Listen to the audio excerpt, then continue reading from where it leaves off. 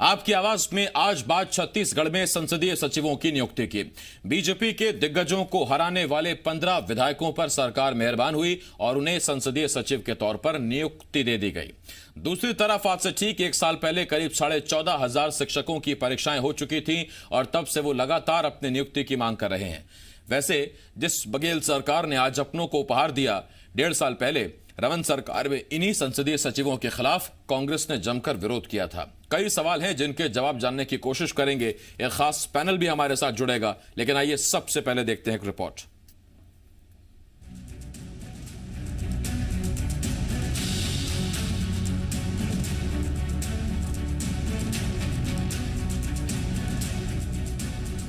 तमाम उठापटक और सियासी आरोप प्रत्यारोपों के बीच बघेल सरकार ने 15 विधायकों को संसदीय सचिवों की जिम्मेदारी दे ही दी। कभी बीजेपी सरकार में संसदीय सचिवों की नियुक्ति के फैसले के खिलाफ कोर्ट जाने वाली कांग्रेस ने इस बार बीजेपी के दिग्गजों को हराने वाले विधायकों को संसदीय सचिव पर नियुक्ति दे दी। यानी अपनों पर सरकार मेहरबान है। मगर ठीक एक साल पहले प्रदेश के 14,580 चयनित शिक्षक अभी भी नियुक्ति के इंतजार में हैं और सरकार की तरफ देख रहे हैं। इनकी काउंसलिंग से लेकर पात्रता तक सब काम पूरा हो गया, मगर नियुक्ति अभी तक लटकी हुई है। मुद्दा हजारों युवाओं के रोजगार का है, इसीलिए विपक्ष ने सरकार को आड़े हाथों ले लिया। शिक्षकों की भर्ती की प्रक्रिया रोक दी गई है। उनके अगेंस्ट में संविधान नियुक्ति कर रहे हैं, जिसका ये विरोध जीवन भर करते रहे। पुलिस भर्ती के जितने पद निकले हुए थे, बच्चों ने एप्लीकेशन दिया, सारे फिजिकल और सारे टेस्ट हो गए, सिर्फ सूची निकालना था, उसको निरस्त कर दिया गया। 18 महीने में इनके चेहरे दिख गए हैं, इनके काम दिखने लगे। पूर्व सीएम ने सवाल उठाए तो जवाब दिया कृषि मंत्री रविंद्र चौबे ने। चौबे सामने आए और कह दिया कि रमन सरकार के दौर के बचे हुए संविलियन को बघेल सरकार ही पूरा करा रही है। 17,000 के करीब शिक्षकों का हमने संविलियन किया है। दूसरा अनकंपा नियुक्ति जो उन्हीं के कार्यकाल का लंबित है, वो जो लगातार लंबित है, उनको हमने नियुक्ति देने का फैसला किया है। विधायकों को संसदीय सचिवों के तौर पर नियुक्ति मिल गई, चेहरे खिले हुए। उधर बेरोजगारों के मुद्दे पर विपक्ष सरकार की तरफ आंखें तरेर रहा है और बेरोजगार हैं कि अपने हक के लिए सरकार को आस भरी निगाहों से देख रहे हैं, ताकि मिठाई खाने और खिलाने का उन्हें भी मौका मिल सके। देवेश तिवारी, जी मीडिया, रायपुर। तो ये देखिए, 1.5 साल पहले विधायक बने थे, विधायकों को उपहार दिया गया, संसदीय सचिव के तौर पर नियुक्ति दे दी गई, जबकि इन्हीं संसदीय सचिवों की नियुक्ति के विरोध में खिलाफ कांग्रेस कोर्ट गई थी जब विपक्ष में थी, लेकिन अब अपने ही 15 विधायकों को संसदीय सचिव के तौर पर नियुक्ति दी गई है। हमारे साथ 2 खास मेहमान जुड़ रहे हैं। कांग्रेस की तरफ से सुशील आनंद शुक्ला जी, इसके साथ साथ बीजेपी की तरफ से पूर्व विधायक श्रीचंद सुंदरानी जी और मेरे सहयोगी देवेश हमारे साथ जुड़ रहे हैं। मैं आप तीनों का बहुत बहुत स्वागत करता हूं। सबसे पहला सवाल सुशील जी आप ही से।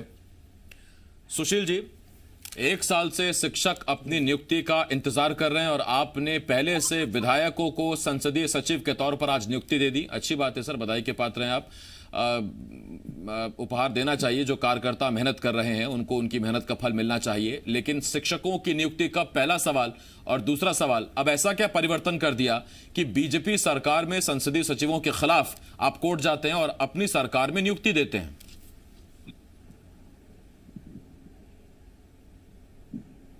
देखिए आसिफ जी, हमें बड़ा जनादेश मिला है, अतः हमारी जिम्मेदारी भी बड़ी है। जन आकांक्षाओं पर खरा उतरना कांग्रेस सरकार की पहली प्राथमिकता है। जो संवैधानिक बाध्यता है उसके हिसाब से सिर्फ 15% ही मंत्री बनाए जा सकते हैं। छत्तीसगढ़ में सिर्फ 12 मंत्री बनाए जा सकते हैं। एक एक मंत्रियों के पास 3 से 4 विधायक हैं। तो ऐसी स्थिति में जो जनता के जो काम काज हैं, जो सरकार की जनता तक पहुँच बनाए रखने के लिए आवश्यक है कि सरकार में न सिर्फ पारदर्शिता हो बल्कि सरकार के कामकाज में कसावट हो। इसके लिए आवश्यक था कि संसदीय सचिवों की नियुक्ति की जाए। जहां तक संसदीय सचिवों की नियुक्ति पहले हम विरोध करते थे, आज क्यों कर रहे हैं, ये बहुत ही जायज सवाल उठाया आपने।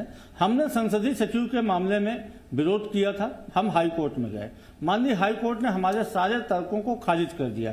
तत्कालीन रमन सरकार के द्वारा बनाए गए संसदीय सचिवों की नियुक्ति को माननीय हाई कोर्ट ने वैध ठहराया। माननीय हाई कोर्ट ने हमारे सारे तर्कों को खारिज कर दिया। जब हाई कोर्ट ने किसी मामले में निर्णय दे दिया तो मैं समझता हूं कि उसके बाद न किसी भी प्रकार की इसमें राजनीति की गुंजाइश बचती है, न किसी भी प्रकार की कानूनी अड़चन बचती है। ठीक, शुक्ला जी, इसका तो आपने बड़ा साफ गोई से जवाब दे दिया। मेरा आपसे अगला सवाल ये है, आपने कहा कि सरकार के कामकाज, सरकार के फैसले आम जनता तक बेहतर पहुंचे, तो फिर विधायकों का, कलेक्टरों का, अधिकारियों का क्या काम बच गया? क्यों संसदीय सचिव ही? सीधा आप मान क्यों नहीं लेते कि मंत्री पद सीमित हैं और ऐसे में अपनों का भी ख्याल रखना है? क्या आपत्ति है उसमें? आसिफ जी देखिए, आसिफ जी देखिए, हमारी जो संसदीय प्रणाली है, इसमें कार्यपालिका, विधायिका, न्यायपालिका सबके अपने अपने कार्य बटे हुए हैं। ऐसी स्थिति में कार्यपालिका पर नियंत्रण करने के लिए आवश्यक है कि जो लोकतंत्र में जो मंत्रिमंडल है, जिसके माध्यम से सरकार का संचालन किया जाता है, यदि उनके सहयोग के लिए संसदीय सचिव, जब हाई कोर्ट ने मान लिया, और सबसे बड़ी बात तो छत्तीसगढ़ में उस समय जब हम हाई कोर्ट में संसदीय सचिव का विरोध कर रहे थे, उसी समय भारतीय जनता पार्टी केंद्र में दिल्ली में संसदीय सचिव का विरोध कर रही थी। मैं भारतीय जनता पार्टी से पूछना चाहता हूं कि छत्तीसगढ़ में जब छत्तीसगढ़ में संसदीय सचिव की नियुक्ति के आप पैरोकार थे, और दिल्ली में केजरीवाल सरकार के समय और केरल में जो संसदीय सचिव नियुक्त किए गए थे, उनके आप विरोध में खड़े हुए थे। तो भारतीय जनता पार्टी के यहाँ दोहरा चरित्र है। हम तो माननीय हाई कोर्ट के फैसले के बाद संसदीय सचिव का नियुक्त कर रहे हैं, क्योंकि छत्तीसगढ़ के हाई कोर्ट ने छत्तीसगढ़ में संसदीय सचिवों को नियुक्ति को लाभ का पद नहीं माना है, पहली बात। दूसरी बात, यहाँ पे संसदीय सचिव की नियुक्ति के बाद में किसी भी प्रकार का शासन के ऊपर में कोई भी अतिरिक्त भार नहीं मिलने वाला है। हम विधायकों को, जो जनता के द्वारा चुने गए हैं, उनको यह सरकार चलाने में सहभागी बना रहे हैं, और साथ सबसे बड़ी बात यह है कि उनके माध्यम से हम सरकार में पारदर्शिता लाने जा रहे हैं, सरकार के कामकाज में कसावट लाने जा रहे हैं। एक एक मंत्री के पास में 3-3, 4-4 विधायक हैं, यदि उनके साथ में जो वरिष्ठ मंत्री हैं, जिनके पास ज्यादा विधायक है, 2-2 संसदीय सचिव, अन्य मंत्रियों के सहयोग के लिए एक संसदीय सचिव जाते हैं, तो मैं समझता हूं कि जनता को बहुत बेहतर ढंग से, जो हमने एक सिटीजन चार्टर लागू किया है, जो हमने जनता को सही समय पर कार्य करने के लिए जो एक वचनबद्धता दी है, और जो जनता ने हमारे ऊपर में 3/4 बहुमत के साथ एक भरोसा दिया है, उस भरोसे को पूरा करने के लिए हम संसदीय सचिव। मैं लौट रहा हूं आपके पास शुक्ला जी। मैं नहीं समझता हूं सुंदरानी साहब, मैं इससे पहले आपके पास आऊं, हम बता भी दें कि दरअसल ये जो संसदीय सचिव का कॉन्सेप्ट है, देखिए दुनिया में कई तरह के पॉलिटिकल सिस्टम चलते हैं, उसमें एक वेस्टमिंस्टर सिस्टम पॉलिटिकल होता है, दूसरा एक अमेरिकन पॉलिटिकल स्टाइल होता है, और इंडिया में ये जो टर्म है, ये वेस्टमिंस्टर पॉलिटिकल सिस्टम से आया हुआ है। इसमें इस तरह की नियुक्तियां की जा सकती हैं, और यह भी जरूरी नहीं कि संसदीय सचिव के तौर पर किसी विधायक या सांसद को ही जिम्मेदारी दी जाए, जैसा कि नाम से लगता है संसदीय सचिव। ये किसी बिना विधायक या बिना सांसद को भी मंत्री नियुक्ति दे सकते हैं, और वहां फिर वो लाभ के पद का कॉन्सेप्ट नहीं आता, यानी वहां कुछ और लोगों की भी नियुक्ति की जा सकती है। लेकिन चूंकि जब मंत्रियों के साथ अटैच कर दिए जाते हैं संसदीय सचिव, तो फिर उन्हें वेतन, भत्ता, गाड़ी, दूसरी सुविधाएं मिल जाती हैं, और फिर वहां वो लाभ का पद बन जाता है कहीं कहीं, और फिर उस पर विपक्ष आरोप लगाता है। खैर, ये हमें क्लियर करना जरूरी था। मैं अब सुंदरानी जी आपके पास आ रहा हूं। सुंदरानी जी, बात तो ये ठीक है कि 2018 में, अब से 2 साल पहले, दिल्ली में आम आदमी पार्टी की सरकार में संसदीय सचिवों के खिलाफ आपने भी इसका विरोध किया था, और वहां जबकि अरविंद केजरीवाल का यह बयान था कि हमारा कोई भी विधायक जो संसदीय सचिव बना है वो किसी तरह की अन्य सुविधा नहीं ले रहा है, ना कोई वेतन, ना कोई भत्ता। तो आप छत्तीसगढ़ में संसदीय सचिव रखते हैं, लेकिन दिल्ली में फिर आप मना कर देते हैं, और अब आप सवाल उठा रहे हैं, जबकि आप ही के वक्त हाईकोर्ट ने इसको जायज ठहराया था, इसे नहीं माना लाभ का पद। आसिफ जी, बिल्कुल ठीक सवाल आपने उठाया। दिल्ली में हम विरोध कर रहे थे, दिल्ली में संवैधानिक रूप नहीं दिया गया था, विधानसभा में पारित नहीं कराया गया था। छत्तीसगढ़ में हमने संसदीय सचिव का पद विधानसभा में स्वीकृत कराया, और लाभ का पद इसलिए नहीं मानते, हमने बहुत बड़ी सुविधाएं नहीं दी थी। और कांग्रेस पार्टी की नैतिकता की बात, जिस प्रकार वो कह रहे हैं कि अब प्रशासनिक कसावट लाने के लिए, जनता के बीच में दूरियां कम करने के लिए, जनता के काम करने के लिए हमने संसदीय सचिव बनाए, तो क्या भारतीय जनता पार्टी ने घास छीलने के लिए संसदीय सचिव बनाए थे क्या? हमने प्रशासनिक कसावट लाने के लिए नहीं बनाए थे क्या? ये अदालत में आज नैतिकता की बात कांग्रेस पार्टी को करनी चाहिए। उस वक्त इन्होंने आरोप लगाए थे कि सरकार के ऊपर बोझ डाल दिया, खजाने पे बोझ डाल दिया, ये संसदीय सचिव नहीं बनाए जाने चाहिए थे, ये अदालत में चुनौती दी। ये अलग बात है अदालत में इनकी याचिकाएं खारिज की गई या इनके पक्ष में फैसला नहीं आया। लेकिन सुशील आनंद शुक्ला जी से मैं पूछना चाहूंगा कि क्या कांग्रेस पार्टी नैतिकता खो चुकी है? जिस चीज का विपक्ष में रह के विरोध करती थी, आज उसके पक्ष में सकारात्मक बातें करने लगे। नहीं तो वो तो शुक्ला जी कह रहे हैं ना कि हमने गलत इंटरप्रेट किया, हम कोर्ट गए, कोर्ट ने हमको सही सही बता दिया, अब हम भी उस सुविधा का लाभ उठाएंगे जो आप उठा रहे थे। बिल्कुल गलत है। उसके बाद भी ये लोग आलोचना करते रहते थे। इनके मंत्री मोहम्मद अकबर जी जो आज वरिष्ठ मंत्री है, वो गए थे कोर्ट में। कोर्ट में ठीक है, इनकी याचिका पे फैसला इनके पक्ष में नहीं आया, या याचिका में जो फैसला ये चाहते थे नहीं हुआ। ये अभी तक भी हमेशा इस बात को कहते थे कि आर्थिक बोझ की बात करते थे। उस वक्त तो छत्तीसगढ़ सरकार की आर्थिक स्थिति बहुत मजबूत थी। आज छत्तीसगढ़ सरकार की आर्थिक स्थिति बड़ी खराब है। कोरोना वायरस, इतनी आर्थिक स्थिति मजबूत थी तो फिर 300 रुपए का बोनस क्यों नहीं दिया आपने सर? कल माननीय स्वास्थ्य मंत्री जी अरे स्वास्थ्य मंत्री तो पहुंच जाएंगे हम वहां। मैं तो कह रहा हूं कि इतनी अगर आर्थिक स्थिति बेहतर थी तो 300 रुपए का बोनस आप दे देते, उसमें क्या दिक्कत थी? 2100 रुपए का जो समर्थन मूल्य कही थी आपने। आसिफ जी, हमने 2 साल का बोनस नहीं दिया, इसके हम आरोपी हैं। लेकिन हमने सत्ता खोई है, लेकिन हमने लोक लुभावने वादे, झूठे वादे करके सत्ता प्राप्त नहीं की। आज इन्होंने जो झूठे वादे किए, इनके पास वादे पूरे करने के लिए पैसे नहीं है, इनके खजाने में पैसे की है नहीं बताते। और लगातार आप देखिए एक भी वादा पूरा करने की दिशा में गंभीर नहीं दिखते हैं। आज इन्होंने गोबर की योजना पे 2 रुपए किलो गोबर देने की बात की, लेकिन कितना फंड लगेगा, कितने गोबर योजना में गोबर खरीदने के लिए कितना लक्ष्य रखा है, ये सारी चीजें गौण जितनी भी इन्होंने पहले भी घोषणा की है, मैं कह सकता हूं दावे के साथ इन्होंने पूरा नहीं किया। आज इनको आ रहा हूं मैं आपके पास, सुंदरानी साहब लौट रहा हूं। देवेश, मैं आपके पास आ रहा हूं। देवेश, कार्यकर्ताओं पर मेहरबानी, विधायकों को संसदीय सचिव का सम्मान, और फिर उन लोगों का क्या होगा जिन्होंने 1 साल पहले अपनी पात्रता पूरी कर ली, काउंसलिंग हो गई, परीक्षा हो गई, मेरिट में आ गए, उत्तीर्ण हो गए, एक अदद नौकरी का सपना है, उसकी तारीख अब तक नहीं मिल पा रही, और उसमें करीब 45,000 से ऊपर पुलिस बल भी है। देवेश, 14,580 शिक्षक, 14,580 शिक्षकों ने अपनी भर्ती की परीक्षा दी थी। पुलिस विभाग की भर्ती प्रक्रिया जो चल रही थी वो रुक गई है, फिर से शायद शुरू होने वाली है। पीएससी में आज कृषि मंत्री ने कहा है कि तहसीलदार के पद बढ़ाए जा रहे हैं। नर्सों के 8,000 पदों की भर्ती प्रक्रिया रुकी हुई है। जो विद्यामितान है उनके जो रेगुलर करने की प्रक्रिया है वो अटकी हुई है। 2018 में दिसंबर के पहले तक के सारे संविदा के पद, उनकी जो रेगुलर करने की प्रक्रिया है वो भी अटकी हुई है।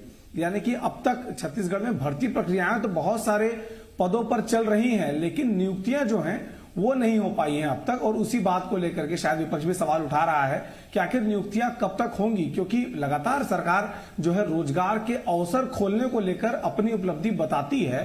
तो रोजगार के अवसर खोलने को लेकर के अब जब रोजगार दिए जाने को लेकर दोनों बातें अलग अलग हैं। अवसर देना और अवसर को अंतिम रूप दे करके उनको रोजगार के उस पायदान पर पहुंचाना जहां उनके खाते में हर महीने की आखिरी तारीख को तनख्वाह गिरे, वहां तक लेके जाना दिगर बात होती है। तो सरकार को स्पष्ट करना चाहिए कि जितनी भर्तियां चल रही हैं या जो नई भर्तियां और भर्तियां करने की बात सरकार कह रही है, तो अच्छी बात है कि लोगों की ढेर सारी भर्तियां हो प्रदेश में, लेकिन किस तारीख से उनको तनख्वाह मिलनी शुरू होगी, किस तारीख से उनकी ज्वाइनिंग हो जाएगी, इस बात को बताने में सरकार अब तक नाकाम है। शुक्ला जी, यही तो सवाल है सर कि अपनों पर तो मेहरबानी ठीक है, लेकिन ये भी जो बाकी बच्चे ये भी तो अपने हैं। 1 साल पहले सब कुछ हो गया, काउंसलिंग हो गई, पात्रता हो गई, सब कुछ हो गया, मेरिट भी आ गई, उसके बाद फिर नियुक्ति कब? इन पर मेहरबानी कब होगी? इन पर भी मेहरबानी वाली बात नहीं है, इनका हक है आसिफ जी। और छत्तीसगढ़ की कांग्रेस की सरकार, हमने वादा किया था कि हम सरकारी नौकरियों को खोलेंगे। पिछले 15 साल में भारतीय जनता पार्टी की सरकार ने अघोषित रूप से बैन लगा के रखा था। हमने ये वही राज्य है जहाँ पे पीएससी की परीक्षाएं कभी भी एक साल 3 साल तक आयोजित नहीं जी, आ रहा हूं मैं हुई। आपके पास एक उसके मिनट। बावजूद हमने हमारे सरकार बनने के बाद में शिक्षकों की भर्ती खोली, हमने प्रोफेसरों की भर्ती खोली। आज की स्थिति में देखिए, कोरोना आएगा इसको कोई नहीं जानता था, ना आप जानते थे ना हम जानते थे। आज यूपीएससी, मैं समझता हूं कि जब से संघ लोक सेवा आयोग बना है, पहली बार ऐसी स्थिति बनी कि संघ लोक सेवा आयोग को अपनी परीक्षाएं स्थगित करनी पड़ी हैं। ऐसे कोरोना के समय में ये किसी भी नहीं शुक्ला जी, थोड़ा अंतर है ना, उनको अपनी परीक्षाएं स्थगित करनी पड़ी हैं। यहाँ तो परीक्षाएं सब कुछ हो चुकी हैं, आपने भर्ती निकाली, भर्ती हो गई, अच्छी बात। हम तो नियुक्ति की बात कर रहे हैं। नियुक्ति कब? बजट की कमी है, पैसे की कमी है, बजट तो बताएं आप। हमने रद्द, आसिफ जी हमने रद्द नहीं किया। ये सारी जो जिनकी भर्ती प्रक्रिया पूरी हो चुकी है, इन सबको नियुक्ति दी जाएगी। आसिफ जी, आज की स्थिति में तो ये है कि अभी हम जो स्कूल संचालित हैं, जो जिन स्कूलों में रेगुलर मास्टर है, जिनको हम रेगुलर तनख्वाह दे रहे हैं, उन स्कूलों को खोलने की स्थिति में नहीं है। न सेंट्रल की गाइडलाइन में है, न जो अभी इस समय जो कोरोना की स्थिति है, कोई भी स्कूल नहीं खुल रहा है। ऐसे समय में यदि हम इनको नियुक्ति कर भी देते हैं तो उनका हम काम कहां से लेंगे? तो पुलिस वालों की नियुक्ति कर दीजिए सर, उनका तो काम है। नहीं की, लेकिन जैसे स्थितियां सामान्य होंगी